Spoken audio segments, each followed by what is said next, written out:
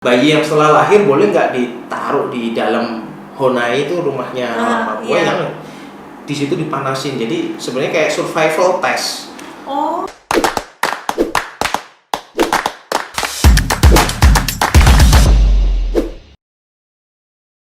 Hai Smart Parents, ketemu lagi dengan saya Sylvia di channel Rekmat Official. Smart Parents, di episode kali ini saya kedatangan tamu yang sangat spesial yaitu Dr. Agus Herianto. Beliau adalah seorang dokter kandungan yang berpraktek di Rumah Sakit Daerah Tangerang Selatan. Smart Parents, hari ini kita akan membahas tips bagaimana sih mencari dokter kandungan yang tepat untuk Smart Parents. Nah, Smart Parents pastinya udah penasaran banget, pengen tahu gimana sih cara mencari dokter kandungan yang tepat, yang nyaman untuk Smart Parents dari ahlinya langsung dengan Dr. Agus Herianto. Gimana dok untuk mencari dokter kandungan yang nyaman, apalagi namanya ibu kan cewek pasti nggak nyaman ya cari dokter yang beda dari gender gitu. Tapi gimana nih cara cari dokter yang nyaman buat dia gitu dok? Oke, yang pasti kan pertama itu tadi apakah ada pemilihan gender atau enggak nih? Betul. Ada nggak hal misalnya suaminya nggak boleh lu ke dokter yang cowok. Iya. Itu udah pasti berarti harus milih yang perempuan. Betul. Kan? Tapi kalau tidak ada berarti kan bebas mau memilih gender dokternya laki maupun perempuan. Betul. Ya, yang kedua pastikan dulu Anda udah searching dulu nih, misalnya kalau sekarang kan gampang ya, bisa cari review lah. Review dokter bisa di banyak aplikasi ataupun platform digital. Udah terlibat di sana, atau review dari orang-orang misalnya. Kalau dokter sekarang udah agak maju ya, jadi kita sudah mainan Instagram atau bermedsos. Betul. Bisa follow dulu, sekedar kepoin gitu ya. Iya, benar. Kepoin akun-akunnya. Jadi gimana nih, gambaran kasar mungkin memang tidak menggambarkan kenyataan bagaimana dokternya, tapi at least kita bisa punya antisipasi. Oh, dokter ini begini nih cara ngomongnya nih, tonal suaranya begini, jadi nggak kaget kalau misalnya ke saya tiba-tiba suaranya kenceng banget, kaget nih. Iya, benar. Bayinya loncat langsung. Jadi itu yang pertama. Yang kedua kan harus nyaman dulu tentunya. Betul. Nyaman pemilihan tempatnya, mau tempat praktek maupun rumah sakitnya. Jadi Anda nyaman dengan tempat tersebut, tentunya dalam jangkauan misalnya ya. Benar. Jadi kalau misalnya ada kasus emergensi atau kegawat daruratan bisa ditemui dengan segera. Betul. Yang tentunya nggak kalah penting ya, harus bisa terjalin komunikasi yang baik dengan dokternya nantinya nih. Karena apa? Segala sesuatu pasti bingung karena ini merupakan pengalaman yang baru. Pasti pengen nanya ini, pengen nanya itu. Sedangkan di tempat praktek kita nanya kelamaan, gak enak. Yang luar nunggu. Iya, nah ini lama banget keluar di pelototin, ini lama sih. Benar. Lama banget nanyanya ya. Jadi mungkin bisa dikonsultasikan di online misalnya dengan WhatsApp ataupun dengan kontak DM ya. Itu kalau dokternya mau membuka diri untuk seperti itu pasti akan nyaman buat Smart Parents sekalian ya. Jadi untuk yang mencari dokter. Wah, Dr. Herianto ini saya rekomen banget karena friendly banget Smart Parents. Nah, pertanyaan yang kedua dok, nah biasanya apa sih yang perlu dipersiapkan kalau mau ke dokter kandungan dok? Oke, bagus sekali ya. Jadi Smart Parents sebenarnya harus bisa mempersiapkan diri. Ibaratnya kita mau maju ketemu ya kita siapkan amunisi dulu. Betul. Nah, cari-cari tahu dulu kira-kira misalnya trimester 1 apa saja sih yang biasa ditanyakan. Yang kedua apa keluhan-keluhan yang saat itu dirasakan. Benar. Kemudian yang ketiga misalnya bisa menanyakan kekhawatiran apa yang mau ditanyakan nih. Misalnya kata orang tua saya nggak boleh ini. Banyak kan mitos fakta itu. Betul. Mitos fakta itu banyak sekali, jadi boleh ditanyakan. Oke. Itu semua ibaratnya di list. Kalau perlu ditulis nggak masalah, biar nggak lupa. Nah nanti nanyanya tungguin dulu. Nah dokternya kebetulan ada yang mungkin dokternya ngoceh nih kayak saya. Jadi saya sebelum ditanya sebenarnya udah tahu pasien ini mau tahu apa, mau nanya apa ya saya ngoceh panjang kali lebar kali tinggi. Tentunya harapannya informasinya udah nyampe duluan. Kadang-kala catatannya nggak kepake. Udah conteng. Itu menarik tuh dok. Gimana cara taunya dokter udah tahu kira-kira nih pasien nanyanya ini nih. Nah itu dokter taunya dari mana? Dari gimmicknya kah? Sebenarnya mostly kebanyakan pertanyaan ibu hamil itu diulang-ulang. Itu lagi diulang-ulang ya. Memang beberapa ada yang ekstrim banget ya, kaget juga pertanyaan muncul begini nih, yang aneh gitu. Tapi kan ya nggak apa-apa, karena kan itu latar belakang masing-masing orang berbeda. Jadi pasti akan ada pertanyaan-pertanyaan unik yang akan ditanyakan sebenarnya.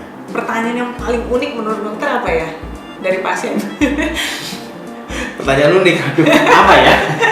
Banyak sih, kalau diingat-ingat mungkin kadang ada yang suka nggak masuk di akal. Misalnya, boleh nggak misalnya contoh ada saya yang banyak sih mitos ya sebenarnya. Oke. Misalnya suami saya mancing, hobinya nanti takut telinga anak saya lubang. Ya kalau cewek juga pasti kan nanti dilubangin. Betul. Oke. Atau bibir sumbi karena suaminya mancing. Ya. Oh, I see. Itu kan sebenarnya mitos-mitos yang umum sebenarnya ya. Cuman kan tergantung daerahnya masing-masing. Unik juga ya, Dok. Unik. Kalau dulu di waktu saya di daerah Jawa, di Jayapura ya, di Papua, pertanyaan yang unik adalah bukan unik sih sebenarnya, sedih ya. Bayi yang setelah lahir boleh nggak ditaruh di dalam Honai itu rumahnya Papua yang di situ dipanasin. Jadi sebenarnya kayak survival test. Ya, jadi dia bisa, ya kalau hidup dia jadi anak yang kuat, tapi kalau nggak hidup ya udah memang dia alamnya akan nggak survive. Gitu.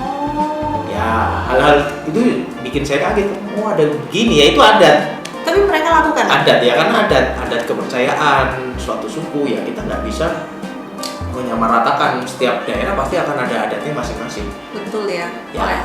Jadi dokter spesialis kandungan juga banyak tantangan untuk menjawab pertanyaan-pertanyaan yang unik ini ya, Dok ya? Iya. Oke. Nah, pertanyaan yang ketiga yang sering muncul nih, Dok ya. Kapan waktu yang tepat, Dok, untuk ke dokter kandungan? Oke, sebenarnya kan dokter kandungan ini dua ya. Sebenarnya ada, kita di belakangnya itu kan ada SPOG. Betul. Spesialis obstetri dan ginekologi.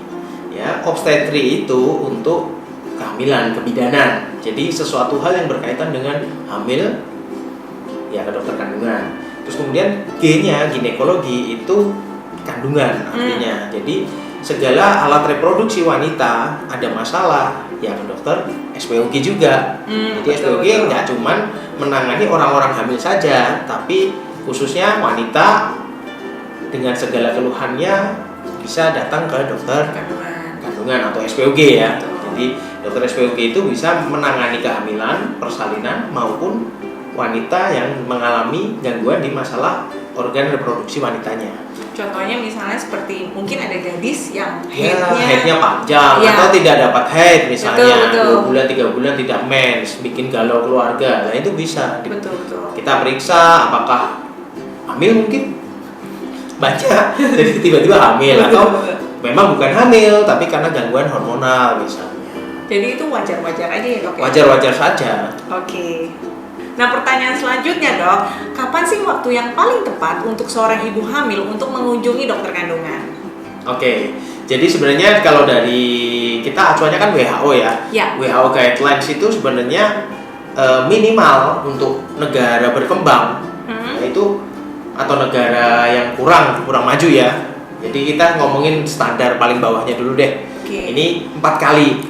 4 kali selama kehamilan. 1 kali di trimester 1, 1 kali di trimester 2, dan 2 kali lagi di trimester 3 atau di trimester akhir. Cuman bagi orang-orang yang memang mampu atau memang akses untuk ke dokter kandungan tidak jauh, ya tidak ada salahnya misalnya dalam tiap bulan untuk memeriksakan kandungannya, karena tentu kita harus amati sebenarnya pertumbuhan, jangan sampai ada sesuatu yang misalnya bayinya beratnya kurang.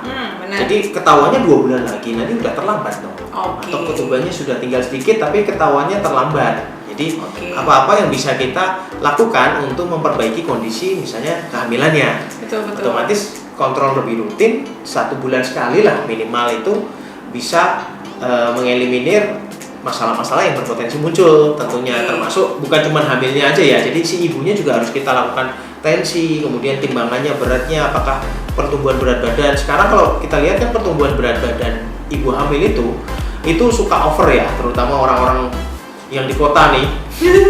Untuk urban itu kecenderungannya terjadi obesitas akhirnya, pertumbuhan berat badannya nggak terkontrol. Kalau zaman dulu ya berapa aja lah boleh asal naik. Nah Betul. sekarang nggak kayak gitu juga, jadi harus ada kontrol yang tepat disesuaikan dengan body mass index dari ibu itu sebelum hamil.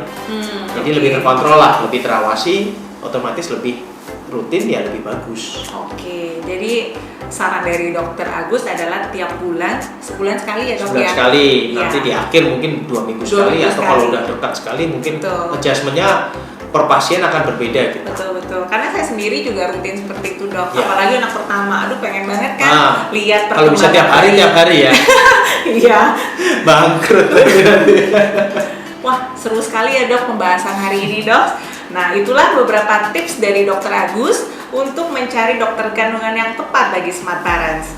Sebelumnya saya mengucapkan terima kasih banyak dokter Sama-sama. atas waktunya sudah datang ke channel kami dan sudah membantu menjawab pertanyaan-pertanyaan yang ditanyakan oleh smart parents. Jika smart parents mempunyai berbagai pertanyaan seputar kandungan, smart parents bisa langsung tanya langsung ke Dokter Agus Herianto melalui Instagram di bawah ini. Apabila Smart Parents menyukai video ini, please like dan subscribe channel YouTube Rekmat Official. Dan apabila Smart Parents mempunyai saran maupun komentar untuk saya, please tulis di bawah kolom komentar ini dan sampai jumpa di episode selanjutnya. Bye-bye!